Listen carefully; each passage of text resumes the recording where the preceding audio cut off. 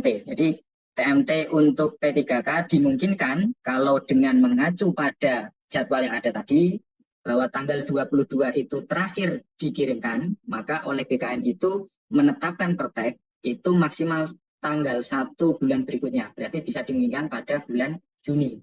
Namun perlu Bapak Ibu ketahui bahwa penetapan TMT itu bukan dasar penghitungan nanti Bapak Ibu mulai mendapatkan gaji ataupun bertugas.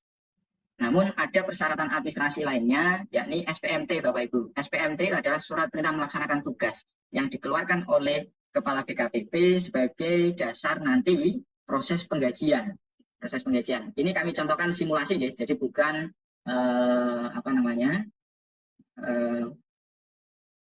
pedoman, jadi ataupun informasi, hanya bersifat simulasi. Kalau misalkan pengusulan kami pada bulan Mei, kemudian pertek nanti turun tanggal Juni, di bulan Juni, otomatis TMT Bapak Ibu mulai menjadi P3K itu bulan Juni. Kemudian setelah pertek diterima, itu maksimal 30 hari kami oleh Pak Bupati menetapkan SK tadi, tapi berlaku surut. Kemudian Bapak Ibu nantinya akan menandatangani perjanjian kerja selama paling singkat 1 tahun, paling lama 5 tahun. Itu menyesuaikan dengan umur Bapak Ibu nanti sekalian. Oke. Kalau misalkan usianya itu masih jauh dari rentan 60 tahun, otomatis kontrak yang akan kita pakai adalah kontrak dengan jangka waktu maksimal.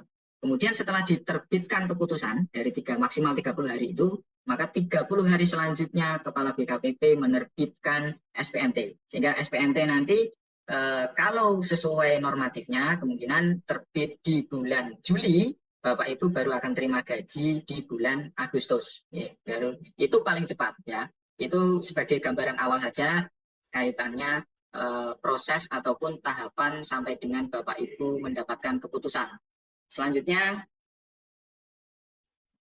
syarat-syarat yang perlu Bapak Ibu nanti persiapkan, yakni pas foto formal terbaru, kemudian ada surat lamaran dan permohonan pengangkatan kepada PPK, surat pernyataan 5 poin juga, kemudian ada ijazah asli, ya. Ijazah asli itu ijazah asli yang dipakai pada waktu melamar, dan transkrip nilainya, kemudian daftar riwayat hidup, surat SKCK, kemudian surat keterangan sehat, dan juga surat sertifikat pendidik bagi yang memiliki. Dan juga surat pernyataan tidak akan mengajukan pindah tugas Bapak Ibu sekalian. Kemudian selanjutnya ini ketentuan-ketentuan yang perlu Bapak Ibu nanti pedomani. Jadi pas foto ini pas foto terbaru, ya, pas foto terbaru dengan latar belakang merah, background merah. Rasionya 3x4, ukuran maksimal 500 KB dalam format JPEG atau JPG. Okay. Dengan ketentuan untuk laki-laki, kemeja putih lengan panjang berdasi warna hitam. Kemudian untuk yang wanita, ini memakai kemeja putih lengan panjang berdasi panjang warna hitam. Khusus bagi yang berjilbab, mengenakan jilbab warna hitam dan dimasukkan ke dalam kerah baju.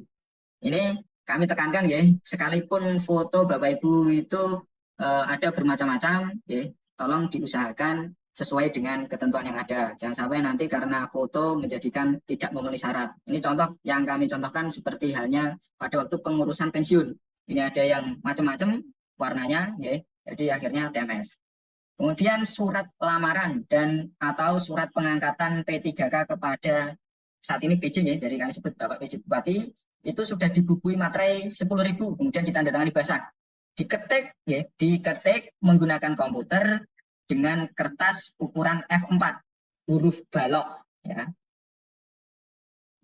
Huruf balok, kemudian ukuran maksimal 500 KB, format PDF. Scan asli surat pernyataan 5 poin komitmen yang sudah dibubui materai 10.000 dan ditandatangani peserta. Diketik juga menggunakan komputer, ukuran kertasnya F4. Ukuran maksimal 500 KB format PDF.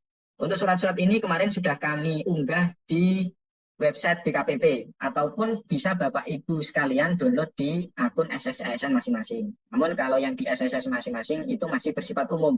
Yang ada di website sudah kami edit, tinggal mengisi nama Bapak Ibu sekalian dan juga biodata diri.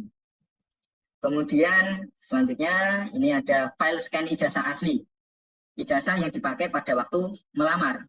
Ijazah yang dipakai waktu melamar, bukan ijazah misalkan Bapak Ibu saat ini contoh soal punya S2 ataupun saat ini sudah ada jenjang yang lebih tinggi pada waktu digunakan melamar. Itu tidak digunakan. Hanya yang dipakai adalah yang pada waktu melamar. Kemudian file scan daftar riwayat hidup. Ini kalau nanti sudah seluruhnya Bapak Ibu ngisi, kemudian itu di-download, kemudian ditandatangani, dikasih materai, ulangi dikasih materai, kemudian ditandatangani, kemudian diunggah kembali. Kalau yang poin 4 ini nanti kalau sudah Bapak Ibu sekalian mengisi di RH, diunduh. Kemudian selanjutnya persyaratan yang kelima, SKCK. SKCK ini mungkin nanti ada banyak pertanyaan. Ada mungkin Bapak Ibu sekalian dan rekan-rekan yang sudah mengurus. Pada intinya bahwa SKCK ini penekanannya untuk substansinya tidak jauh melenceng dari kegunaan yang kita akan pakai. Kalau misalkan persyaratan pemberkasan P3K guru misalkan, ya tidak masalah seperti itu. Dan juga yang perlu ditekankan, surat SKCK ini masih berlaku, masih berlaku. Paling tidak berlaku sampai dengan nanti bulan Juni. Untuk yang kaitannya SKCK, kami sudah berkoordinasi dengan Polres bahwa dengan jumlah 665, ini Bapak Ibu saya kurang tahu apakah yang mengikuti Zoom saat ini memang seluruhnya adalah teman-teman P3K yang ada di wilayah Kabupaten Pati atau ada juga yang dari luar daerah. Ini tidak masalah karena memang saya memaklumi bahwa rekan-rekan sekalian juga membutuhkan informasi. Tapi yang paling utama nanti tolong bahwa pengumuman yang kami sampaikan ini perlu ditindaklanjuti khususnya bagi rekan-rekan P3K yang diterima di Kabupaten Pati. Untuk yang SKCK, nanti kalau yang dari yang diterima di Kabupaten Pati namun domisilinya itu berada di luar Kabupaten Pati, tidak wajib untuk mengurusnya di Pati. Bisa mengurus di tempat domisili Bapak Ibu sekalian. Misalkan kalau di Polres Kudus ya di Pas Kudus, atau domisili Bapak Ibu di Grobogan ya di Grobogan seperti itu. Namun untuk kaitannya yang ada di Pati sudah kami koordinasikan sehingga nanti Bapak Ibu bisa mulai mengurus itu di hari-hari kerja. Mulai tanggal 17, 18, kemudian tanggal 19 sampai dengan 25 tentunya cuti ya. Baru kemudian bisa berproses kembali itu tanggal 26 sampai dengan tanggal 4. Yang paling penting tanggal 4 itu Bapak Ibu sudah selesai mengisi DR dan melengkapi persyaratan seluruhnya. Kemudian persyaratan yang membutuhkan waktu juga ini. File scan untuk scan asli, surat keterangan sehat jasmani dan rohani. Untuk surat keterangan sehat jasmani dan rohani ini yang berhak mengeluarkan itu dari rumah sakit ataupun dokter pemerintah. Ya, kalau dengan ketentuan yang dimintakan oleh BKN harus sehat jasmani dan rohani, tentunya yang bisa mengeluarkan ini ada di RSUD. Jadi tidak bisa di puskesmas karena untuk ngetes bahwa Bapak Ibu ini dianggap sehat jasmani dan rohaninya itu ada psikotesnya juga nanti dari dokter kejiwaan. Ini perlu 2 hari prosesnya. Kami sudah berkoordinasi sehingga nanti di akhir acara ini bagi rekan-rekan P3K yang diterima di Kabupaten Pati untuk mengisi link ya. Ini sama juga kami berlakukan untuk yang angka 5 tadi. Bagi rekan-rekan yang ada domisilinya di luar di Kabupaten Pati, namun diterima di P3K di Pati, itu tidak wajib mengurus di Pati. Bisa mengurus di tempat domisili Bapak Ibu sekalian. Tapi untuk yang di Kabupaten Pati, kami juga sudah berkoordinasi bahwa nanti proses pengurusan ini dibutuhkan 2 hari sampai dengan nanti terbit surat keterangan dimaksud. Ya. Kemudian ukurannya 500 KB dalam format PDF. Ya. Itu di-scan, ukurannya sudah ditentukan, formatnya PDF. Kemudian, maaf, untuk surat keterangan nafsa, ya surat keterangan bebas nafsa ini juga diperlukan juga, bahwa Bapak Ibu saat ini tidak mengonsumsi bahan-bahan yang dilarang pemerintah seperti narkoba. Itu perlu juga, ini belum ditambahkan, tidak apa-apa. Tapi nanti pada waktu untuk pengisian daerah akan kami sampaikan. Nah, yang ke-7 ini adalah sertifikat pendidik bagi yang memiliki. Okay. Dan surat pernyataan tidak akan mengajukan pindah. Itu digabung jadi satu pada surat pernyataan 5 poin juga. Ukurannya 500 KB, format PDF. Nah, Hal-hal yang perlu Bapak Ibu sekalian ketahui ya, ini mungkin nanti akan Bapak Ibu temukan pada waktu proses pengisian DERA. Ini kasus yang pertama, dalam hal terdapat perbedaan dokumen, baik format, ukuran file, antara pengumuman yang ada di SJSN ini, pengumuman yang kami sampaikan, ataupun pengumuman yang sudah Bapak Ibu lihat di akun, kemudian terjadi perubahan sewaktu-waktu, maka yang dipedomani adalah ketentuan terakhir yang ada di akun SJSN nantinya.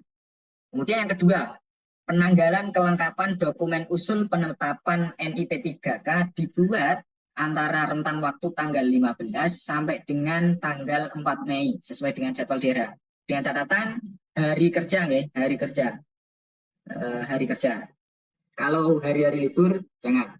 Kemudian yang ketiga, bagi peserta yang terdapat perbedaan ejaan nama antara ijazah dengan KTP, maka pengisian biodata pada semua dokumen pemberkasan akan disamakan dengan ijazah. Dan apabila ada perbaikan nama ijazah, biasanya ini ada yang mengeluarkan perbaikan, biasanya dari sekolah, kemudian dari dinas pendidikan terkait, itu yang dipakai yang perbaikan terakhir. Maka itu perlu dilampirkan juga. Dijadikan satu file dengan file scan ijazah asli. Contoh soal misalkan saya, Fendi, itu pakai Y, namun pada waktu ijazahnya pakai I. Maka Bapak Ibu ada juga yang memiliki ijazah perbaikan. Kemudian dilakukan perbaikan, keluar ijazah, kemudian namanya disesuaikan dengan abjadnya yang Y. Gitu. Untuk status perkawinan, ini mungkin nanti sangat dinamis, karena mungkin saja ada dari Bapak Ibu yang masih belum menikah saat ini, kemudian pada waktu pemberkasan nanti menikah, dan seterusnya ya. Kalau status ini dinamis. Untuk saat ini silakan Bapak Ibu isi ya, kondisi real saat ini. Meskipun di dokumen KTP belum diperbarui. Ada juga yang sudah menikah tapi KTP-nya belum diperbarui. Banyak itu mungkin ya. Ada juga yang alamatnya masih di desa A, tapi saat ini sudah domisili di desa B. Itu kondisi real saat ini. Untuk kondisi perkawinan yang nantinya menjadi bahan pertimbangan kaitannya pemberian tunjangan itu akan dilakukan pemberkasan tersendiri. Saat ini tahapannya pada pengisian DERA ya kondisi saat inilah yang Bapak Ibu isi. Ya. Kemudian yang kelima, file scan yang diunggah menjadi dokumen kepegawaian merupakan dokumen negara. Peserta diwajibkan untuk mengunggah dokumen dengan kualitas terbaik hasil scan. Ya. Ini mohon untuk bisa dilakukan dengan baik. Jangan kemudian bersifat ekonomis bisa, tapi ternyata kualitasnya tidak baik. Tapi kalau memang scan dari HP hasilnya baik, ya tidak masalah. Tapi kalau tidak baik, kami sarankan untuk di-scan dengan menggunakan alat scan. Sehingga hasilnya memang betul-betul baik, bisa dibaca dan diverifikasi oleh tim nantinya tidak menimbulkan masalah. Untuk yang keenam, untuk yang keenam, ini setiap informasi bersifat dinamis, maka Bapak Ibu yang sudah bergabung pada grup Telegram yang ada di BKPP Kabupaten Pati, sejumlah saat ini, tadi pagi kami pantau kurang lebih saat ini sudah ada sekitar 708. Padahal ini yang lulus di Kabupaten Pati hanya sejumlah 665, tapi tidak masalah bagi teman-teman yang ada di luar Kabupaten Pati, P3K yang di luar dari Kabupaten Pati, bisa bergabung, tidak masalah kalau dengan niatan untuk mencari informasi. Tapi tetap mohon untuk disesuaikan dengan kondisi instansi daerah masing-masing. Informasi-informasi yang bersifat dinamis tadi akan selalu kami update pada beberapa akun sosial media yang dimiliki oleh BKPP. Mulai dari Facebook, Instagram, maupun website. Ya. Jadi Bapak Ibu mohon untuk bisa bertransformasi menjadi ASN yang tidak alergi terhadap kondisi sosial media yang sekarang saat ini. Sehingga bagi yang belum memiliki IG, silahkan di follow akun IG-nya. Kalau misalkan Bapak Ibu YouTube, silahkan di subscribe akun YouTube-nya, sehingga informasi-informasi yang kami sampaikan bisa tersampaikan dan Bapak Ibu tidak ketinggalan tentunya. Yang paling aktif kami sering sampaikan dan lebih mudah terjangkau itu kami sampaikan lewat IG dan juga website ya, sehingga setiap waktu bisa Bapak Ibu lihat tentunya.